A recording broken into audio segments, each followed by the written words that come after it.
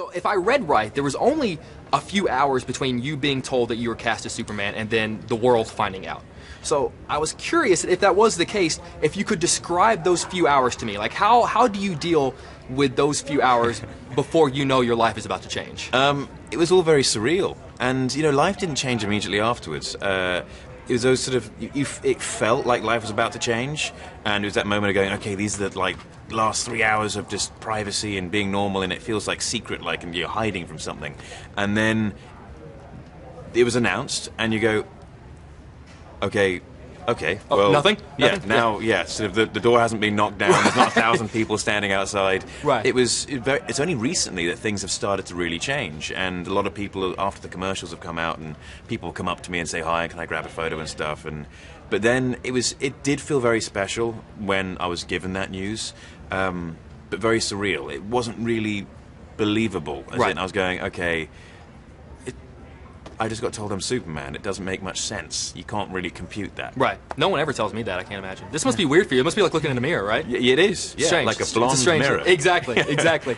You know, I feel like this is a nerdy question, but one of my favorite movie monologues of all time is the end of Kill Bill 2. Right. And Tarantino writes about the fact that Clark Kent is Superman's critique on the human race. It's a beautiful monologue. So I was wondering, you know, since this is a new Clark Kent, something we've never seen before, what does your Clark Kent say about the human race?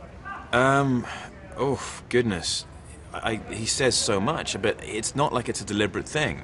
Clark is just being who he is. He's not trying to be something else. He's not being a parody of anything. Because Clark exists as he exists. He doesn't know why or what or who he is. And it's only when he starts to discover more and more and more, and he stretches himself beyond, and he becomes, you know, this, what we know as Superman, then it's still, he's still Clark.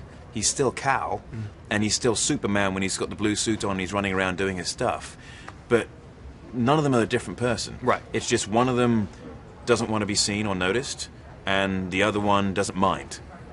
Right. That makes sense? Absolutely, absolutely. Now, you know, it's coming up on 10 years ago that you were actually, I mean, you had Superman 10 years ago. You were, right? I mean, you kind of, you know, the McG. Nothing's ever known. Right, yeah, the McG right, thing. The McG version. So I was wondering, based off what you knew was going to be that film at the time, what was the biggest difference between the Superman you had in 2004 with McG and the Superman that you have now? I don't know how much I can talk about with that because it would tell storyline stuff, and that's another script which I probably can't talk about.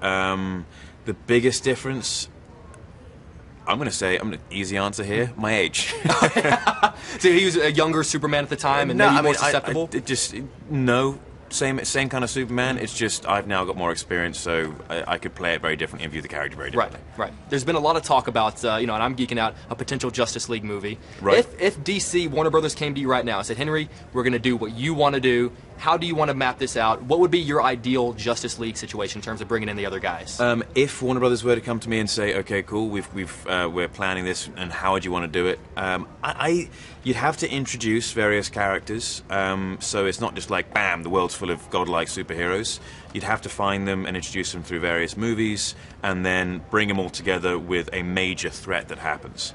Whether that threat would be Doomsday or Brainiac or whatever, we don't know, but there'd have to be a lot more storyline to have the audience be okay with an introduction to, say, Brainiac or Doomsday. Absolutely. Mr. Cavill, this is a huge honor for me as a Superman fan. Could I potentially tell my future grandkids that I gave Superman a hug? Absolutely. Absolutely. This is about to happen. Hug it out, brother. And my life is complete. An honor, sir. Thank you very much.